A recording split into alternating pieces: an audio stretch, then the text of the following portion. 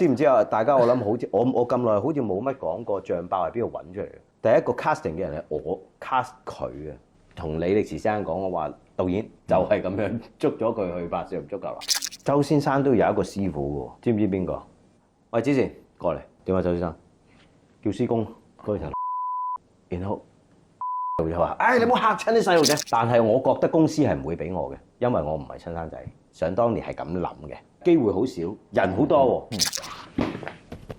咁樣啫，可唔可以追佢啊？嗱，幾多點？你唔講對唔住咧，唔跪低認錯咧，你係隨時冇命喎。你得㗎啦，你得啦，你得。呢個 Y shot，呢個 Y shot，兩邊每人各大。OK，咁繼續傾翻我哋頭先嗰啲嘢得㗎啦。好啦，歡迎今日嚟到大島與龍威。今日我哋請到龍威上嚟呢個節目咧，係講咩咧？話晒我哋都好高興，有20萬訂閱啦嘛，咁啊梗係慶一慶佢啦，係嘛？點樣先？今日嚟到我嘅 channel， 係咪訪問我？係咪訪問我？係啊，我都知道好多人想訪問我好耐㗎啦，估唔到係臨時事啊！真係。講翻正經先，你有咩訪問我？嗱，我就想睇下點解你會同阿大島田咧搞呢個 channel 咧搞得咁成功嗱，好多人咧都想搞 YouTube channel，搞到成劈嘢咁。我唔明，喂唔好玩唔好玩。我唔明白你個問題，因為我未成功。好啦，嗱，首先真係恭喜咗。喂，多謝你先，我都開心嘅，因為我都係有訂閱、like、share 嗰啲一定要嘅。係咪真係㗎？啱啱喺樓下撳電話嗰幾下嘛？唔係，我入好耐，啱啱裝落嚟已經係咪撳緊電話？因為我係好中意睇香港美食嘅人嚟嘅，係同埋我好撐香港嘅美食嘅。我見你哋都香港啦，或者去第二啲地方啦，或者日本啦，都會宣傳下或者介紹好多。但係你嘅分佈係好好嘅，主力都係香港多嘅，介紹唔同嘅美食。嗱，呢樣嘢真係咁巧嘅啫，即係我又唔係話刻意咩要去推動啲乜嘢，真係食到覺得好好食，又好想真心介紹俾朋友嘅感覺嚟嘅呢種就。同埋又好豐富嘅，又靚仔啦，有陣時有 model 啊，有有靚女喎，又係 model 喎。哇！咁我同我太太成日都會即係食飯嗰陣時咧，就撳下 random 噶啦。咁我當然除咗睇大島與龍威，仲有其他嘅 YouTube 嘅YouTuber 嘅。咁當然啦嚇。但係就主力都係睇翻香港嗰啲，因為我好少去旅遊啊或者咩，同埋我哋香港而家嗰個經濟咁差。去旅遊啦。我好。忙咧就係係流光消費。喂，你真心撐嗰隻嘅喎。係啊，我撐得嚟咧，即係話係貢獻式嗰種啦，即係自己都會去行旅行嘅。就係，但係我又好想推多啲香港嘅嘢啦，即係同時都有咁樣咯。嚟緊政府會頒個獎俾你㗎，旅遊大使嗰啲嚇，聽到啦。要唔係其實好啊。佢真係犀利喎！佢真係入咗戲喎！佢真係以為佢今日係主持咗呢個大島與龍威幫手喎。精神啲，臨時演員都係演員嚟。唔係真係要多謝阿花同 Jordan 先，係呢兩位先係啦幫我哋去搞呢個。唔係，其實咧，我今日咧係主要咧，我係好想認識你嘅。因為我睇到你個訪問。係01，抑或係01，係啦，啲大台咁啊訪問咗你啦，咁啊俾我知道咧，你係一個咧非常之飲水思源嘅人嚟嘅。即係嗱，呢樣嘢咧就冇得扮嘅。係入咗血嘅，其實係入咗血。係我睇得出嘅，一眼丟落去就知道真定假㗎啦。你係堅嘅，係啦，你係堅嘅。咁啊，因為咧，我睇完嗰個訪問之後咧，我覺得，咦，呢個人做訪問好好睇喎。點解我會覺得咁咧？嗱，可能俾個劇本你拍戲咧好睇嘅，即係你第一套戲《喜劇之王》人都知啦，係咪先？咁啊，你又同個一個神啦嚇，你最接近神嘅男人嚟嘅啦，係好近啊都。我叫佢起身食早餐啊，開門啊，招呼佢啊，幫佢攞袋啊嗰啲。我好鬼中意周星馳嘅，實不相瞞，我中咗毒嘅解唔到。即係到而家都仲係有啲毒喺度。冇㗎，全香港好多男士都係周星馳毒㗎。甩唔到啊！講乜嘢都關佢事㗎，啲對白有陣時一見到又係有啲對白。永遠潮流㗎喎，唔會老土㗎喎。永遠睇10次會有唔同嘅感覺㗎。你都係咁覺得嘅？係，因為好多哲學喺入邊嘅。哲學添啊！哲學即係喂，好簡單。有陣時好多人會干擾我哋嘅生活㗎嘛。好與唔好啦，干擾即係有好多有喜樂嘅，有好多負面嘅，或者正面嘅 support 嘅都有噶嘛。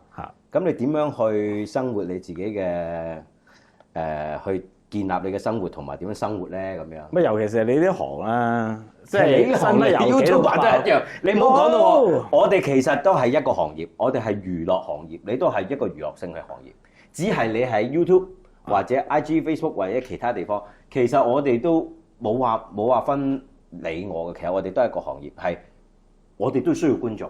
係，所以其實冇分，唔好話係你個行業。唔係我老實講啊，實不相瞞，我就係琴日嗰一秒，即係啱啱到達20萬嗰一秒咧，我先至覺得自己係即係你所講嘅 YouTuber， 因為我同阿 Dan 本身都係有正職。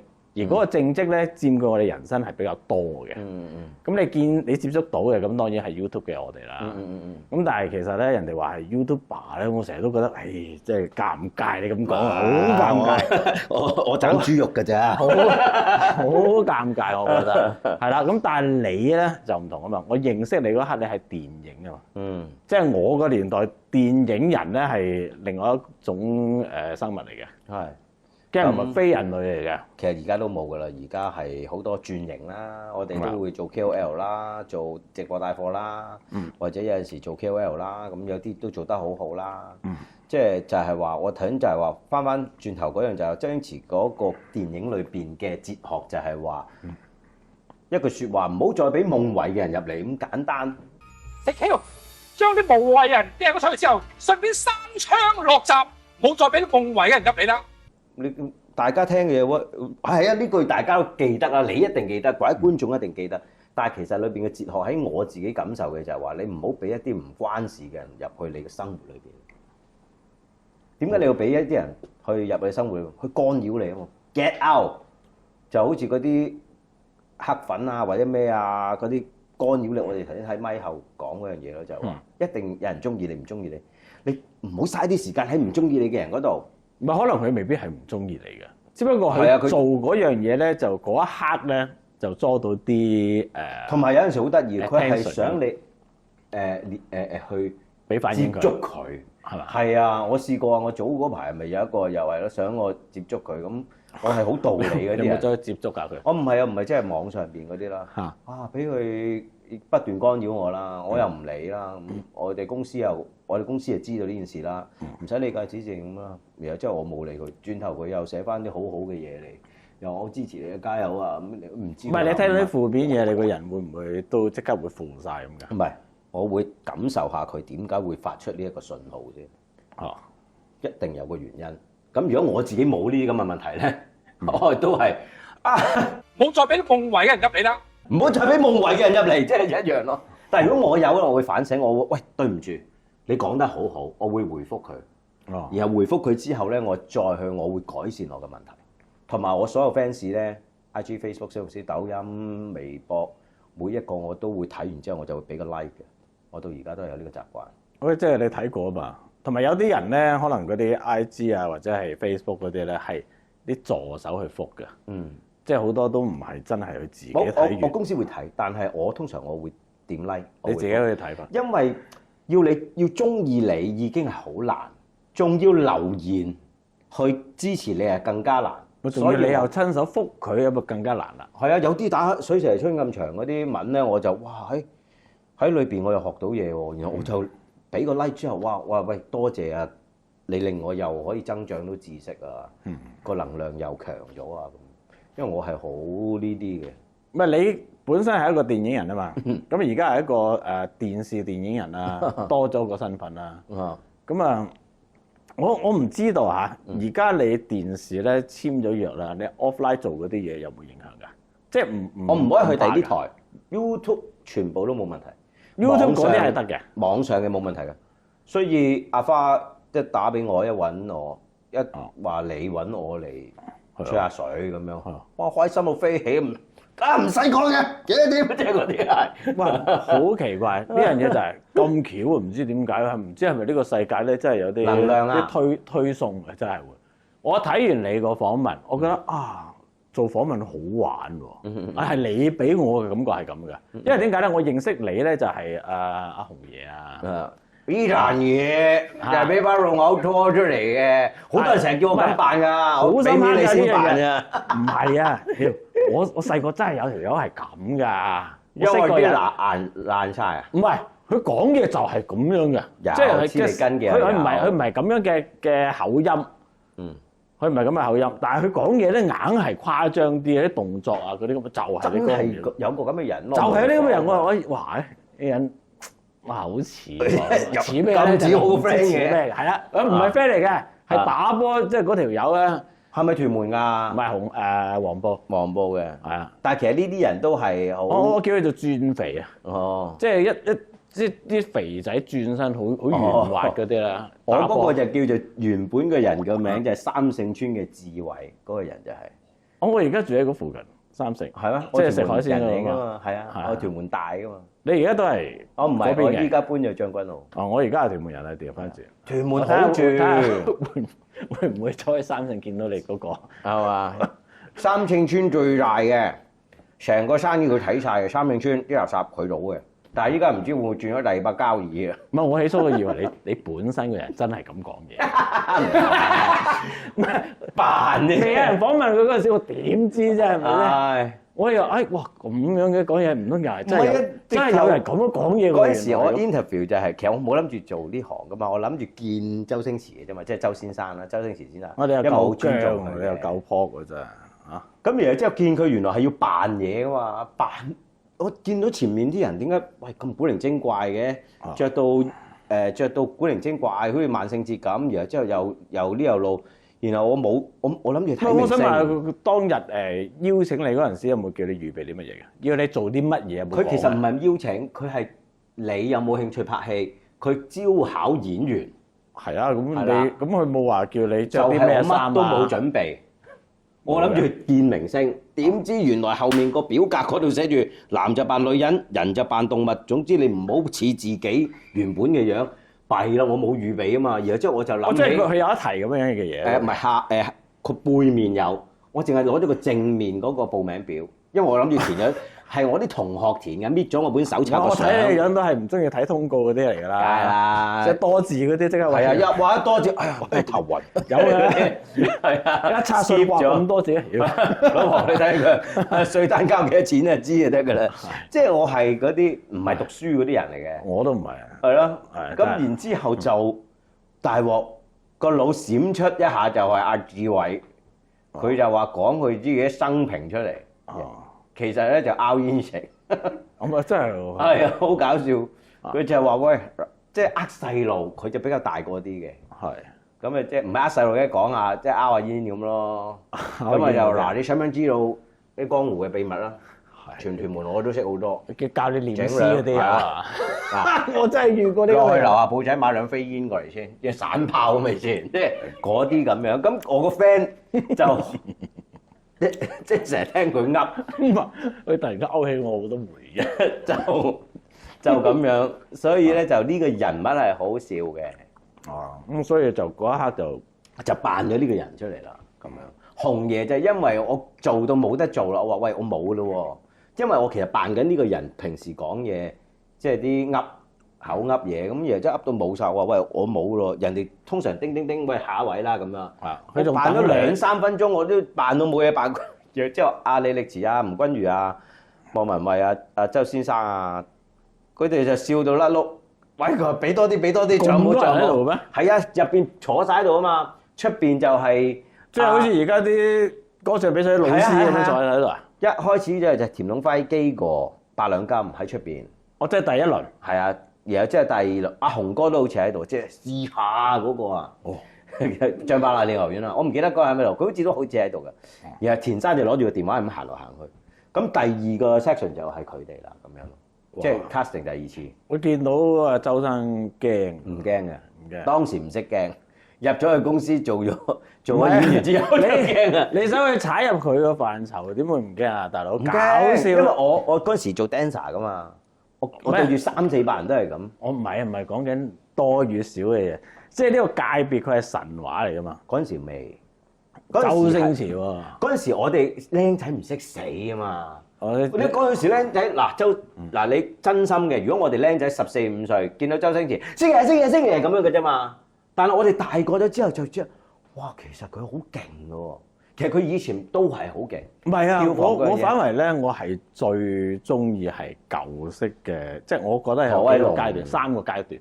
係。我最舊嘅，我係整蠱專家嗰啲。咯。唐伯虎點秋香，我睇咗1356次。一路有計住。係。啊，今日係話一個正字。睇啊長到唐伯虎點秋香。係啊，唔係。嗰啲橋段咧，全部都記得晒，揮之不去，有陣時瞓覺發夢都會。其實多㗎，香港好多呢啲人，唔好話香港，世界各地都有。係啊，即係譬如我哋祖國嘅咁好多。唔係啊，當其時嗰種震撼咧，好犀利㗎。佢嗰啲笑嗰啲嘢咧，會自己唔小心諗咗出嚟咧，喺巴士度自己笑。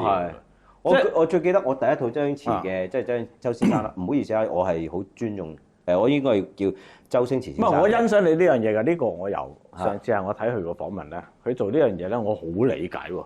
因為我自己都係有啲呢一鋪人。我唔會，所以好多人話叫星爺啊，叫星仔啊。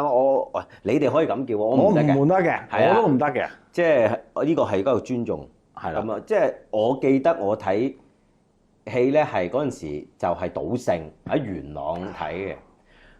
咁我哋就去同阿哥同我阿媽，咁我阿媽話：呢無厘頭嘅戲有乜好睇啊？咁我哋兩兄弟話睇啊，好笑㗎。咁樣唔知仲有冇人記得當其時係無厘頭嘅？係啊。咁然之後咧，就我阿媽咧又一入去就一路開始好快已經笑，因為佢食麵啊嗰啲又咁，唔知又跌咗條嘢出嚟嗰啲咁樣。啊，係。咁然之後賭俠定賭聖我都唔記得咗。賭聖啊！然後之後後尾我阿媽就係全場笑得最大聲嗰個。後尾一出門口就俾我阿哥笑，又話無厘頭唔好笑，全個戲院最大聲嗰個係你啊，笑得，即係好深刻嘅。但係我嘅印象就係記得我阿哥講呢句，因為太細個。咁然之後慢慢大個就開始即係認識咗張弛先生啦，即係入咗去公司啦，田啟文先生啦，咁啊李力持導演啦。然之後就慢慢喺佢哋身上學到好多嘅嘢啦。即係最重要就係我由細到大，你話飲水思源嗰樣嘢就係其實我父母嘅身教，第一針拍咗落嚟，已經喺個腦裏邊啦。第二針就係田啟文先生，我都有睇啊！你嗰個我都嚇咗一跳，你講出嚟嘅時候，即係有一個人可以飲水思源。唔係有好多人咧都會做一啲譬如提攜後輩啊，或者嗰啲嘢嘅。但係做完唔講嗰下堅喎，就係點解唔講？我覺得好奇怪。我就係講冇人知嘅，隱惡揚善嗰啲人嚟嘅，我係好嘢喎真係。唔好嘅我唔會講，即係哇呢個人唔好喎，我會叫啲朋友好兄弟，我會叫喂小心呢個人。我唔會數人嚟嘅，唔數啦，我知你唔係遠離。但係好嘅人我就喂呢個好人嚟嘅，你去幫佢啦咁樣。呢下嘢咧我就覺得我突然間咧嗰一下咧我喜歡咗你，即係唔係嗰種喜歡係嗰種喜歡啊？你明啊？即係 respect 嗰種係啊，即係喜歡。因為點解咧？我以前咧，你嗰個紅爺嘅印象咧，我揮之不去太耐啊！因為我覺得你就係咁樣噶啦，咁咯。但係自從咧你接受咗訪問同埋你攞獎之後，你攞獎咧，你嗰個獎當然對於你嚟講係好重要啦。但係我想話俾你聽，最重要嘅係我因此而喜歡咗你喎，反為係唔係因為你做嗰套戲而欣賞你？其實我攞個獎係因為你攞獎嗰刻嗰一秒咧，哇得喎呢個人，真係咁樣㗎。其實攞獎嗰下係有一個訊息帶俾我嘅，嗰下拍嗰下訊息就係、你多謝邊個啊嘛，係咪？我冇諗住攞㗎嘛，我唔係 TVB 親生仔，係啊，係咩？更加唔會攞啦。我就係諗，都唔會攞嘅。咁你即係話喂，只是你有冇信心？我有信心嘅。嗰一屆，但係我覺得公司係唔會俾我嘅，因為我唔係親生仔。想當年係咁諗嘅。即係有啲咁嘅因為好多感覺，有啲咁嘅感覺。我唔會怪 TVB 嘅，我好 respect TVB，因為我嘅人，我梗係撐自己嘅人啦，我梗係會幫自己人好合理啊嘛。係啊，但係嗰一屆咧好多觀眾都未必知嘅就係 TVB 攞咗我隱形戰隊去參加新加坡嗰個比賽，我係贏咗最佳男配角嘅。新加坡有個影展電視劇，咁到之後香港區，我其實所以嗰一個獎係令到我，即係嗰個香港區嗰個男配角最佳男配角咧，令到我係有信心嘅，所以去到現場，但係咧都係有少少信心嘅，因為我都話我唔係親生仔，所以我完全係冇諗過，到時想要講啲乜嘢，然之後係有一下多謝邊個咧？然後之後嗰一下信息就梗係多謝阿爸媽先啦，我就五體投地去多謝佢。咁有啲人話啊，你跪 TVB 唔係跪 TVB，我已經一起身嗰下講呢一跪係俾我父母嘅。嗱，大家你試想一下，你去佛廟、去道堂、去好多地方，你都會五體投地對住個神像、對住個佛像咯。生你出嚟嗰個父母，你都唔五體投地，你自己諗下。佛像嚟嘅啫嘛，咁啊，我未必係講緊會五體投地咧，即係雖然我冇咁嘅機會啊，可能即係奧斯卡都仲欠我幾個交代，仲未有機會嘅，仲會有機會。過幾年咧嚟緊講呢 OK， 好大機會嘅，好大機會，我自己都覺得有呢個 potential。嚟緊嗰套做緊後期嗰套，我覺得係好有機會去得攞到呢個獎，有加埋 AI 嘅一啲幫助，係。正經嘢我唔記得咗，我講得你玩啊！我同你玩，死火！繼續，sorry 啊！我堅唔記得咗講緊咩嘅喎？你係咪講話我未必會五體投地，即係係啦，我未必會五體投地，但係咧嗰一刻你話閃耀多謝邊個咧？咁啊真係會多謝最期待你長大嗰個咯。即係呢樣嘢係好真心噶嘛，即係而家你做咗老豆啦，你做咗爸爸 sorry，老豆同爸爸都一樣啦，係啦。咁你都會對可能啊，你希望未必有回報啊，但係你都希望佢過得生活過得好啊，或者健康。你應該咧前嗰20年咧，你令佢哋擔心嘅，所以你突然間呢一刻咧就覺得啊，我要多謝你，我要。唔使你哋咁擔心啦，咁樣。其實尤其是做我哋呢一行，即係我又 get 到你咁樣喎。我哋呢一行係冇一個定嘅位置嘅，冇即係嗱，你做一個保安10年20年，你都有機會升一柴或者雙薪，係咪雙薪柴？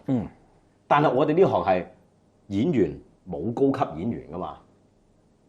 冇嘅咩？咩高級演員？所以話甘草咯，話甘草，但係啲人講嘅啫，係嘛？即係冇一個職位或者冇一樣嘢係俾你嘅，就係話獎項啦。就話你攞唔攞到飛躍啦？嗱 ，TVB 就會好啲啦，有飛躍啦，或者新人啦、飛躍啦，然之後就最佳男配角啦、男主角啦咁樣啦。咁香港電影金像獎一樣啦。但香港電影金像獎你而家一年開幾多套電影？唔知。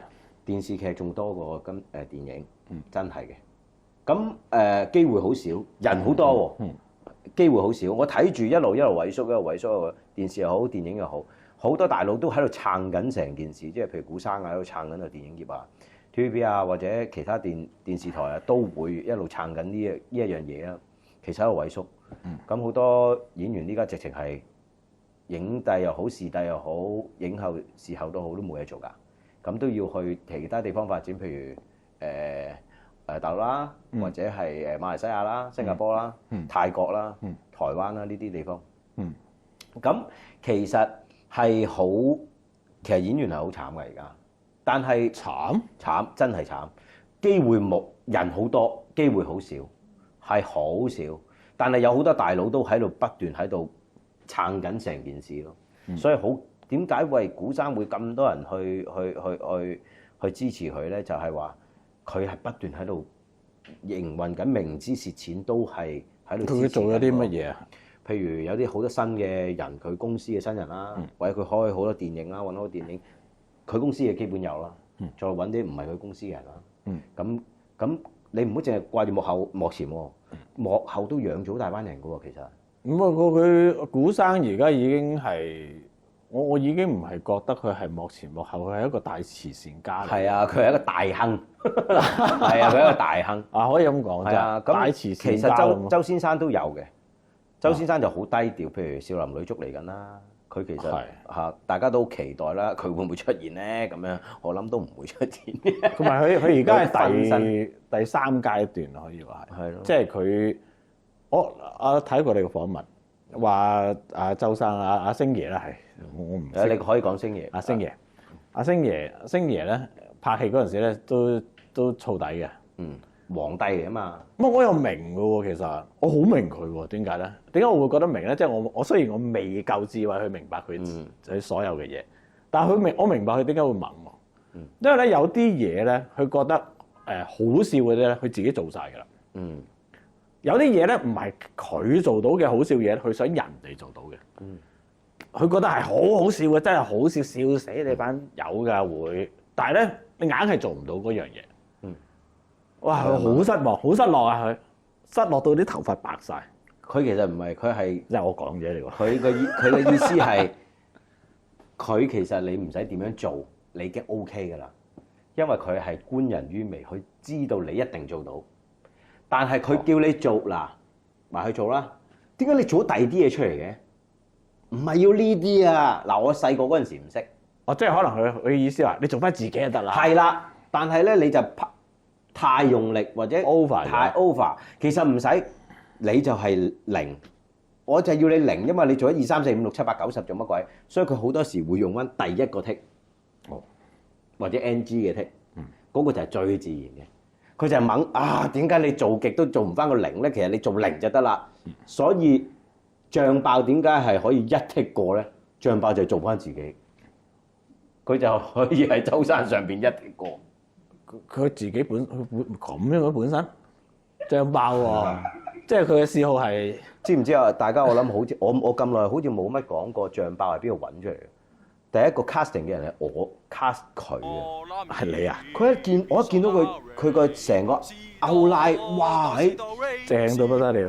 周先生同阿李前一定好中意佢。然後後尾我就問你今日嚟咩？佢話我嚟唱歌咁。後尾我話嗱個個都嚟唱歌。但係我哋係投考演員，唔係做歌手。我話有冇其他嘅表演？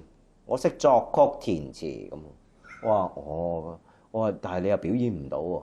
我帶咗個電子琴嚟，可以表演俾你睇下。原來佢電子琴真係好大個喎，攞哇！我見佢咁有心。你覺得佢呢一刻已經係演緊咧，定還是佢本身係咁？我唔知，但係我覺得呢個人佢哋一定喜歡。咁然之後我就試一試佢係真係睇下真定假。我話嗱，如果冇電子琴，因為我冇咁多時間，我見幾百人一日喺廣州電視台。要見幾百幾日啊！然後之後後尾我就話：喂，如果冇個電子琴，你會點啊？我都可以就咁哼到出嚟嘅。我話你試下咁。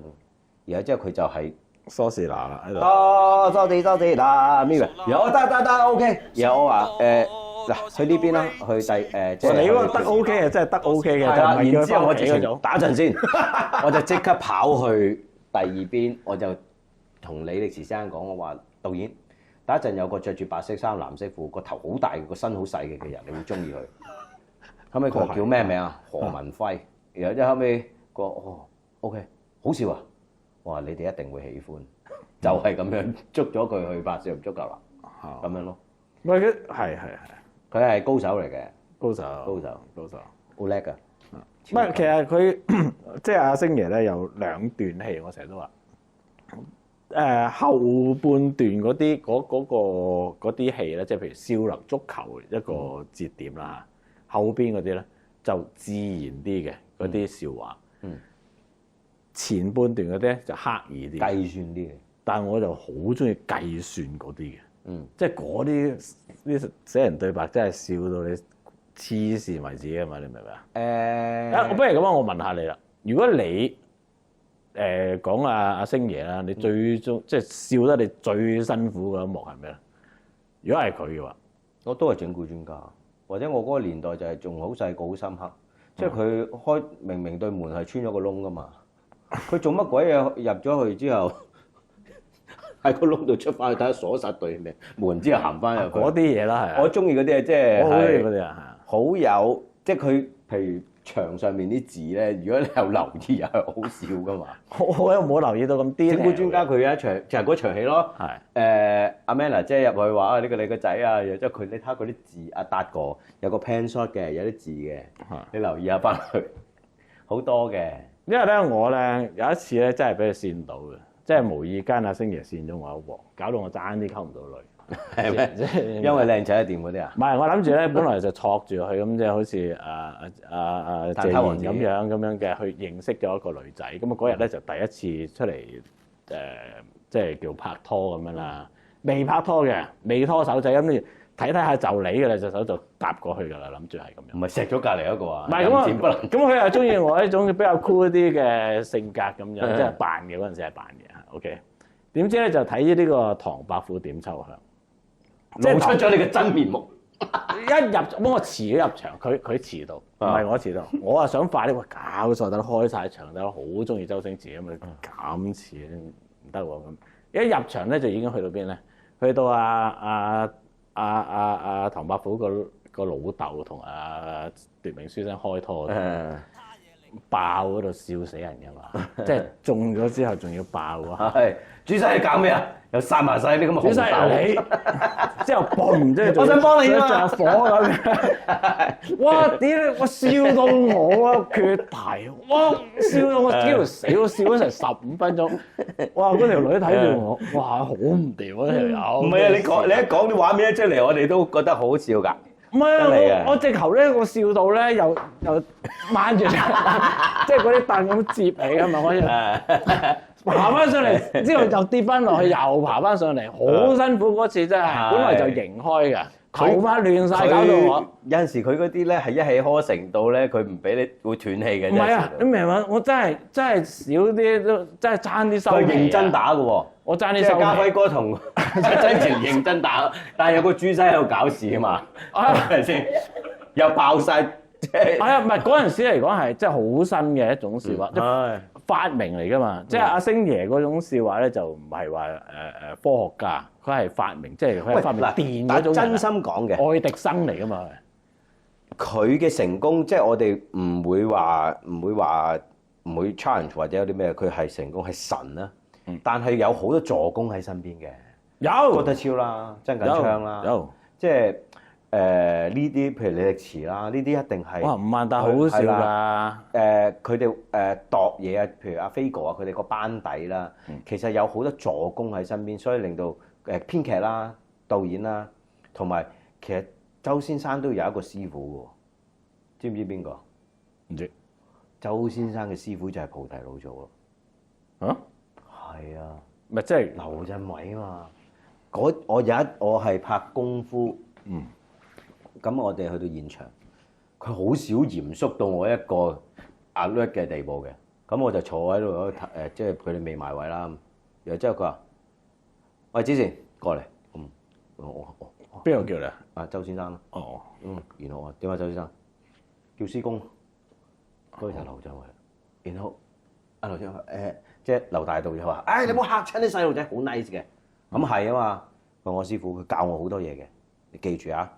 有啲咩要照顧佢 take care 佢咁。哦，知道，因為我有陣時幫佢啊。係啊，我估唔到佢會講呢啲喎。所以佢其實即係我冇一個咁樣嘅 image 喎，真係。其實佢係好嗱，我又不如聽下周先生嘅好嘅嘢啊。我最中意聽下。有一次咧，就係我哋去拍嘢，咁然之後咧就搞掂晒啲嘢啦，夜晚放飯啦。然之後咧。嗰日我唔記得係 last day 嗰個場景啊乜嘢，咁咪一張台咁，我田生啊、阿導演啊、李力持導演啦，然之後咧佢就嚟到啦，即係梳洗完，我知唔知少林足球定唔知邊度？因為我唔記得咗。咁佢就一見到我哋，咦？點解得圍台嘅？工作人員咧，佢話冇喎，冇叫喎。阿田先生話，周先生就佢嗰啲咧。如果而家安排咧，會唔會麻煩咧？咁阿田生話：哇，呢度真係有啲麻煩喎，同埋佢哋有機會已經出晒去食飯喎。然後周先生話：班工作人員咁辛苦咧，係應該請佢去食餐飯嘅。你而家安排下，睇下隔離可唔可以整翻2-3圍叫佢哋過嚟啦，盡量未出去嘅打到電話嘅就請佢哋食餐飯啦，咁樣都咁樣。其實佢係好好，佢好低調。佢有做呢啲嘢嘅，但係佢係叫田生做，佢自己唔做。我覺得佢係唔會自己做咯。啱嘅，但係咁佢有心啊嘛，係嘛？係啊，即係佢係一個好好嘅人嚟嘅。但係我就係話點解有好多記者朋友都會問我，好多人話佢咁嗱，其他嘅嘢我唔知，我唔講得，我唔了解件事，因為不在其位就不談其政。但係我見到嘅嘢，我感受到嘅嘢，我會講俾大家知，就係張生就係咁嘅人啊，佢唔會講嘅。但係咁我哋咁近身嘅咪知咯，即係佢就係咁。不過其實我都好少聽呢啲，好在啫。即係譬如阿七叔阿婆啊，佢哋嗰啲咧見到咧佢打招呼 ，hi，hello，然後之後就叫阿昌，阿昌係邊個？就係田先生個細佬，佢係做劇務啊，唔係做場務嘅。阿昌攞啲凳啊嗰啲俾嗰啲老人家坐啦，細細聲，唔會高調，佢好低調。即係大家，所以點解我哋咁多人中意佢咧？咁你話喂，有啲負面嘅嘢話佢，我唔會講嘅，因為佢都唔會回應嘅。即係你自己冇親眼睇到嘅，冇啊，冇。即係佢最多係玩我嗰啲，冇意思。最多玩我嗰啲咯。但係我覺得，喂，能夠俾佢玩都係一種福氣嚟喎，知唔知啊？我都覺得係。你都想俾佢玩啦？我想。我俾佢玩到就甩晒碌㗎，真係。點樣玩你咧？玩我玩到成班人都憎我啊！咩點樣玩啊？係咪好似日本節目嗰啲？唔係整佢惡搞你。因為我嗰時要叫佢起身做訪問啊，喺唔知新加坡定馬來西亞嗰啲相都有㗎。我嗰時好後生，好細個，16、17歲。咁啊，阿田先生咧就打俾我，快啲上去叫周先生起身啊！啲記者到啦咁。我話哦，然後後尾上咗去。叮當咁啊，然後周先生一開門，早晨啊，子善入嚟啊咁，然後話叫我入嚟，我都驚驚地啊，我都醒噶嘛，舐過佢嘢噶嘛，然後話唔好啦，周生，我喺門口等你啊，然後即係望一望上嚟，啊入嚟先啦，我都未換衫，等我一陣啦，一入到去，喂，你係咪鬧人好叻嘅？因為我講粗話好叻嘅，我細個一輪嘴喺度鬧人嘅，我話喂，你試下打電話去鬧人嗱。如果唔係你唔鬧咧，我就唔起身。但啲人話我遲到咧，話你冇叫我。哇，絕喎！鬧邊個啊？係啦，咁我話你想鬧邊個啊？原本我唔制嘅，因為我驚，我細個16、17歲。後尾之後佢話：鬧邊個？鬧時施。我真係嗰陣時佢未諗，因為張柏芝都有去嘅嗰日做宣傳。後尾就話唔好啦，嗱，如果你唔鬧咧，我就唔起身，供翻上張床度瞓喎，笠住個被兜喎。咁啊話周生啊，唔好玩啦，成班記者下面等緊啊。總之咧，你鬧完我即刻起身換衫，同你落去。咁然後之後咁，我諗住扮嘢啦，拿個電話幾多號房啊？然後之後佢喺度對我譬如104，然後之後佢話咪住，撳住我隻手，然後做咩？打緊電話，然後話咧。撳免提，咁佢咪聽到咯。即係我咁樣扮嘢咪唔得咯。係佢咁都俾佢周到。後尾之後咁啊咁啱，好在就唔係阿時施聽電話，係佢個助手聽。然後喂早晨，然後之後咁早晨啊，然後咦子善咩事啊？咁我話，然後之後就講句粗口啦。然後之後即刻熄電話。然後之後後尾佢好開心。然後我話唔好玩我啦咁樣。佢用意其實係玩你定玩對方？真係唔知，佢或者想睇下對方嗰個咩個反應係點。咁然之後就一條龍服務啦，換衫啦，真係咁換啦換，鬧多一個我就即刻出門啦。哇唔好啦，佢着晒衫啦已經。係咪拍低咗啊？其實冇拍低。然後我話唔好玩啦，周生，真係我會死嘅，唔怕你打一陣話我講嘅咪得咯。然後後尾佢話我話鬧邊個啊咁，鬧力啊！然後到李力持導演，喂導演，早晨啊子善，點啊？周先生起咗身未啊？我話起咗啦。然後又講一句四大字啦。然後後尾之後嚇，然後之後我聽到阿導演，所以導演你唔好怪我啊！到而家我先講，周生都唔好怪我，周先生。你到而家你冇交代過俾導演知嘅，我有解釋過嘅。咁後尾之後冇交代，你咁多年先講，你就犀利啊！真係係嘛？唔係之後有講嘅。咁啊到阿田先生啦，咁臨出門口啦，着衫啊，着衫行啦行啦。喂，橫田都係啦，不如鬧埋田雞啦咁樣。我話唔好啦，佢唔會嬲你啦。我想睇下點樣。然後之後，唉嚟啦，最後一個啦咁樣。然後之後點啊？咁耐仲未嚟嘅？我哋依家行嘅咯落去咯。然後因為我唔係鬧埋田先生咯，後尾哇成班人對住我窿晒後面。真係啊！第一個就係史師個助手鬧我，佢話：我同你講早晨，你喺度，你咪黐線啊子善。然後後尾我話唔係啊，係啊，然後之後我又唔敢講喎，佢叫你死你唔去，然後之後咩史師就喺度揞住個嘴喺度笑，然後行多兩步，李導演就上嚟啦，因為我哋行樓梯上到天台嗰度做訪問，咦大膽喎，阿導演。一朝早講粗口鬧我，你喺呢一行裏邊就好似油燈一樣熄滅，你個星途。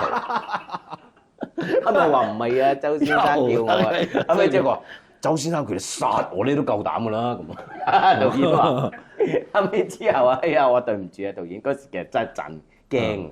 後尾再見到田生，後尾話田生啊，大家啦知㗎啦，啊唔使驚啦，我知啊冇事。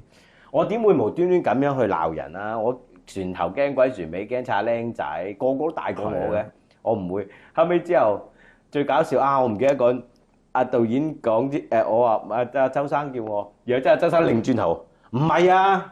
我哋撳住佢叫佢唔好講啊，佢係都要講啊，真係好鬼百厭嘅，試你啦嘛啊！咁但係之後咧，我哋都要做宣傳啊訪問，其實佢哋大家都知嘅。梗係知啦，點會啊？睇所以其實佢係一個好百厭嘅人嚟嘅。唔係你係比我想象中係有禮貌好多嘅。禮貌，我禮貌。我唔知你以前未入呢一行係都係禮貌嘅，都係禮貌人嚟嘅。因為我哋做招呼做大排檔，係大排檔係好有禮貌咯。因為我哋個家族本身係寫啲咩？剛才我 OK 啊嘛。喂，因為我哋就係話由細到大父母教我哋就係話百行孝為先啊。我都係嘅，我都仲係嗰個年代。係啊，飲水思源啊，尊師重道啊，對朋友啊，要有義氣啊。係咪即係見到樓下康間伯伯一定要係問佢食咗飯未？唔該，早晨嗰啲啦，或者阿爸朋友，即係譬如我而家坐小巴都唔該落車唔該咁樣咯，即係到而家都係。唔係，因為咧我睇過你一個訪問咧，其中有一樣嘢咧，我想延續佢嗰個問題。即係我覺得佢好搞笑，實在我好有同感啊！呢一個就係你話你老豆會毆你啊嘛！哇，毆到飛起佢啊，係嘛？你毆到飛起啫，即係你知唔知？即係我阿媽咧，即係唔輸你老豆。即係如果你覺得你老豆好抽咧，我阿媽都唔弱係嘛？我諗明書生機添啊，分鐘贏添啊！真係螳螂拳添啊！真係話俾你聽。點樣打法咧？嗱，佢又唔係打我嘅，我兩兄弟。咁啊，我阿哥咧就。天生咧就唔知係哪吒定孫悟空，即係嗰種性格嚟嘅，即係好瘋狂嘅。總之佢做嘅啲嘢咧係好自然嘅，做埋晒啲曳嘢嘅，即係整蠱啊，或者係做埋啲破壞啊，即係唔係話好大破壞啲，即係做緊啲搗蛋嘢搗蛋嘢啊。咁啊又係唔中意返學讀書嗰啲啦，嗰啲啦例牌啦。咁啊，我阿媽咧就好嚴厲嘅。當年即係我阿媽又係有幾個階段嘅。當嚴厲毛嗰陣時咧，即係我哋細個嗰陣時咧，就打嘅。即係我哋嗰個年代咧係打得嘅。係啊，體罰。應該話唔打唔得嘅。係好奀皮嘅。應該係好奀皮嘅，因為點解冇嘢玩嘛？而家你啲細路仔曳咩？即係你懟個 iPad 落去，即刻坐定定啦，幾個鐘都得啦。電子奶嘴。係啊，即係吸唔煩你啊！咁我哋冇啊嘛，周街躝噶嘛，係啊，幾歲喎？而家都話啦，啲圖片就係話以前我哋周街躝，啲阿媽捉我哋翻屋企，而家啲阿媽踢佢出門口啊，叫佢周街躝，佢哋唔去。周街躝，即係你就喺屯門行去睇模型啊，係咪啊？睇模型啊！我咪有何嘗唔係睇模型啊？即係我以前喺住喺九龍塘，咁啊行落去樂富嗰度咁咯。即係我嘅路線啊，我嘅路線咁啊捉人哋啲蝌蚪啊，執下啲鹹書嚟睇下。嗰陣時唔知地下啲公園好多㗎，好多鹹書嘅。係鹹書唔使買㗎，鹹書係公園嘅有一執啦，同埋咧個巴士站上邊個頂嗰度咧就會有㗎，唔使買。有時巴士側邊都有㗎。即係揸巴士啲凳側邊都有嘅，有幾次我執過啦，哇！你幾好嘢㗎喎。係，因為我諗而家冇人會有呢啲咁嘅經驗。而家直接睇電話啦。冇晒呢啲嘢，唔同嘅個 feel 唔同，好玩好多以前咁樣。咁即係躝街就會有呢啲咁嘅打你咧，你阿媽就。咁啊，阿媽點樣打咧？你咧就用嘅刑具係沙藤、棍、水喉、棍就拗㗎咯喎，真係。木尺。木尺打手掌啫，嗰啲就唔係啊，都係咁樣劈㗎，都係係嘛？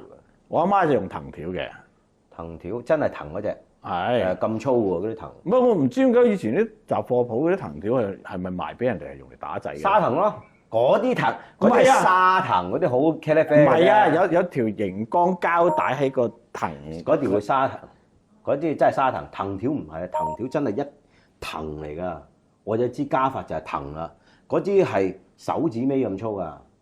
你隨時唔指添咁粗，呢一隻手咁粗。唔係喎，我同雜貨鋪話俾條藤條，我覺得係嗰啲㗎咋。後面咧有熒光有條熒光有膠可以勾住㗎嘛。係啊，我係5支紮埋一支打到起花。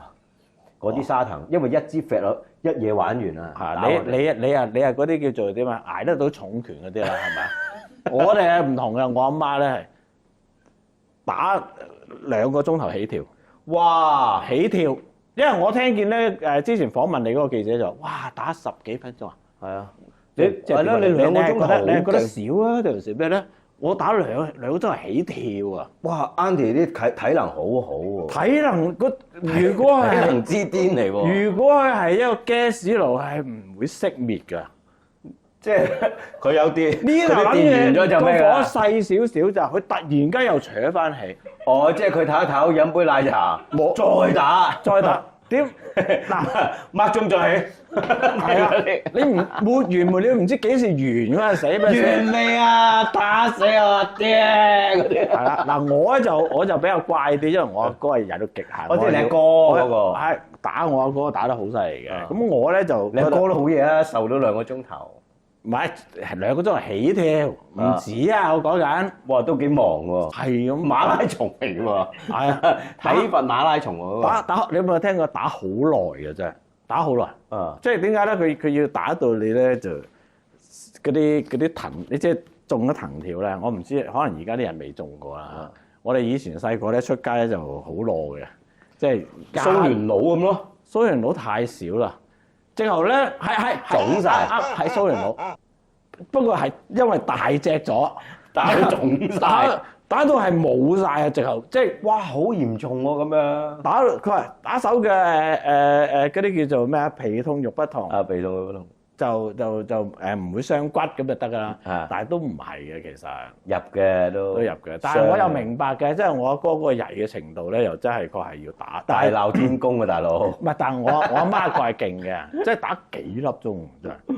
咩？孫悟空大鬧天宮，王母娘娘就係收佢。係啦，唔係即係有孫悟空就自不然有王母娘娘，係咪先？係啦，偷我圖。係啦，呢樣嘢真係嘅嗱。咁啊，同埋咧，佢係專登打到你咧翻學尷尬。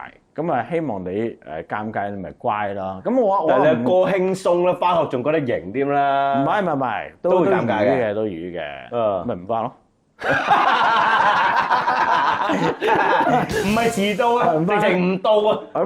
好有重傷，大佬點翻啫？唔掂啊！手傷咁點翻啫？係咪先？咁啊，所以打得好犀利。咁我睇見你講嗰段嘢咧，我好鬼有共鳴嘅。但係我老豆係打完之後係講好長嘅道理嘅，所以我而家都係講道理嘅道理人嚟嘅。唔係你打完講長道理啊嘛，佢係好長道理打住講啊。冇啊，我老豆。所以拉長咗嗰個打嗰個時間。阿 Auntie 講道理嘅，打完之後。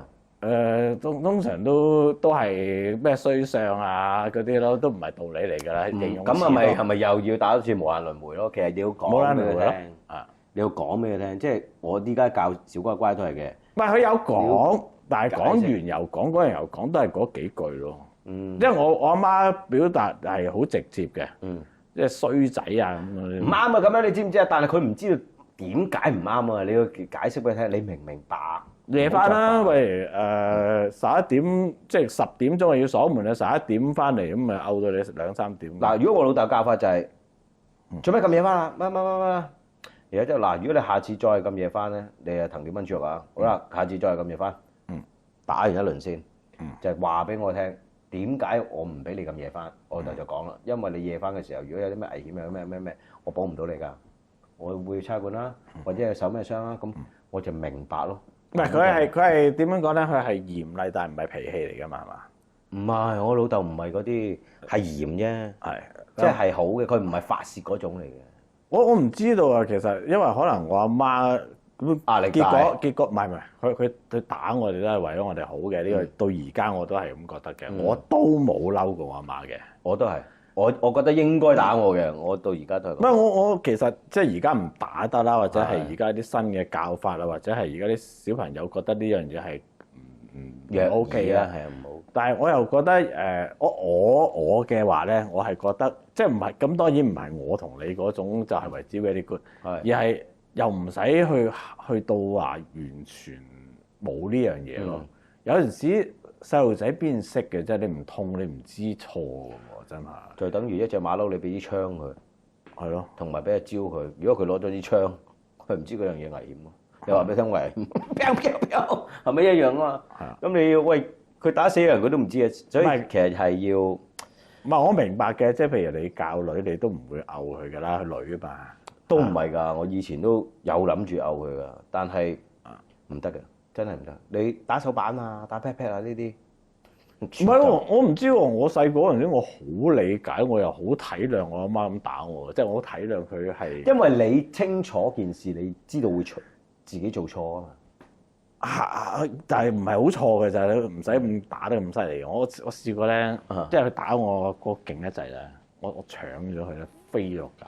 我之前都試過，嗰支家法藤條就係一隻手指咁粗嘅，跟住呢支嘢真係太勁，我受唔起，成支標槍咁飆咗出街。後尾有一次我老豆打我，支家法咧，我唔出聲，去邊啊？收埋喺邊揾嘅揾唔到，嗰節捉蟲，因為揾唔到支家法，揾咗條水喉，查理士布朗神。我正想講呢樣嘢，哇！一定係捉蟲。係啊，仲大喎！揾唔到嗰支雙皮唔雙骨，就揾支雙係雙皮雙骨嗰支，就轉咗嗰支嘢。即係我哋細個就係咁樣，有啲觀眾唔明白。係啊，唔係，但係我哋唔係我哋呢個節目嗰 range 好大嘅，都有觀眾會明白我哋嗰個年代真係。我相信有嘅，因為我哋啲觀眾咧都有好多係我哋嘅年代。講打小朋友啊，我阿爺先勁，我阿爺攞把刀斬我太爺。咁樣咁唔係打喎，我太爺先勁，望一望個鐘，咁樣就我定咗，喐唔到。後尾之後佢話：嗱，幾多點？你唔講對唔住咧，唔跪低認錯咧，你係隨時冇命。我阿爺真係完全喐唔到，因為佢真係學過點穴。有嘅咩？有㗎，真係有。因為佢哋我太爺係喐得喺少林寺嗰陣時。係少林寺裏邊應該係啲學功夫啊，或者少林寺嗰啲木和尚啊。咁因為走難啊、打仗啊嗰啲咧，走嘅。然後我阿爺又唔知同佢嘈交有咩，哇！然後後尾我話係咪真啊？係咪真啊？唔信問阿爺。我嗰陣時係細個，我太爺係咪真係試過咁樣點你穴？嗰陣時我阿爺仲在生嗰時，我係啊，真係喐唔到佢話。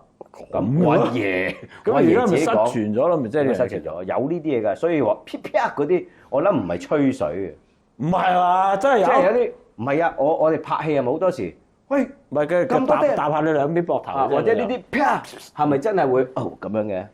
係真係會暈㗎。咁暈我明喎，你話唔喐得啫？點穴？佢又唔知點解睇一睇個鐘喎，或者嗰個時辰個穴位去到呢度咧，就知道你個穴位喺邊度，就滴得咁樣兩下，係真係。即係要問一問 AI 上網查一查。喂，如果唔係喎，如果仲在生係仲在生，冇啦，太爺唔喺度，阿爺都唔喺度啦。即管問下咪啲冇嗰啲冇公開世嗰啲140幾歲，咪有幾多萬先啦？你知道？即係我就信呢樣嘢嘅，因為我哋都幾古靈精怪。唔係，但係會唔會你阿爺都係吹水㗎？唔會，我阿爺唔吹水，好老正嘅。真係唔喐啊！唔係，我老豆都老正嘅，好似教書先生唔吹水。哦，我見到你啊，係咩？係啊，咁唔係開大排檔咩？開大排檔，但係個樣似教書先生喎。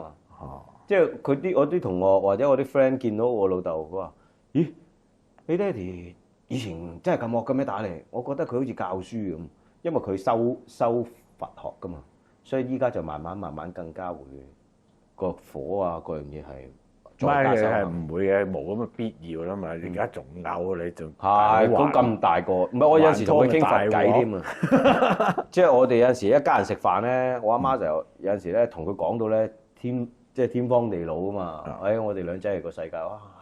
不斷喺度吸收緊我老豆啲知識啊，或者佛學啲經驗啊嗰啲。你都係嘅，喂係，你係佛嘅，係但我唔係嗰啲五體投地拜神啊。唔係你相信嗰啲道理嗰啲？道理我係信道理，唔係信嗰啲燒嘢啊嗰啲，我唔係，即係唔係嗰啲叫做寫個例子啲飛仙嗰啲，我唔係嗰例子出嚟。啲。係啊，咁就會我哋收自己啦，收個品德啊、做人處事態度啊嗰一樣。係啊，我都覺得你應該有啲嘅，因為點解咧？我覺得係你而家係第二階段，即係換句話嚟講，你仲有一個第三階段。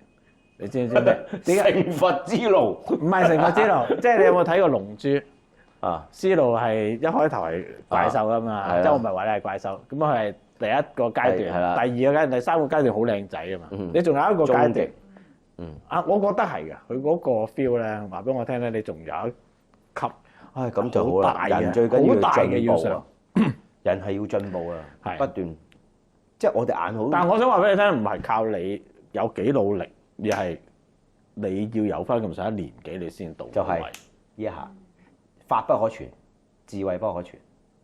我唔知係點樣，總之係啦。總之你仲有一段希望啦，因為呢個到你白髮開始有嘅時候，都有。你有一段係啊，真嘅。因為我而家講咗今日幾號啊？唔係2026年4月2號，我今日講嘅，佢仲有一段好勁嘅。係真係啱啱開始，好㗎，因為我其實人係嚟呢個世界體驗啊嘛，體驗經歷學習，然後去修好自己本身。唔係你都有啲靈感嗰啲人，即係我睇你嘅眼神，有啲靈感嗰啲人，就以前就冇嘅，係自從你練咗一身肌肉，同我有一練下之後，未有得同佢練，我就向住你個方向去追尋。差唔多肌肉嘅 ，OK。但係我每次進步咗之後，你就更加進步，所以我先至我唔得，我要更加我要快啲，咁樣加油，係咯，你得嘅，即係咁個體驗係好大嘅，就係我睇住我老婆生小朋友，我竟然唔識死講一句説話，係人都5隻手指㗎啦，我真係咁講。養兒100歲，長憂99就開始啦，故事就係咁樣嚟咯。我翹到2圈半，哇！雪糕咁嘅軟雪糕2圈半啦，係咪？一個白一個黑。喂，會黑白無常啊！喂，你仲堅持到啊你？等你玩啊！再落繼續落去玩，又試你啊！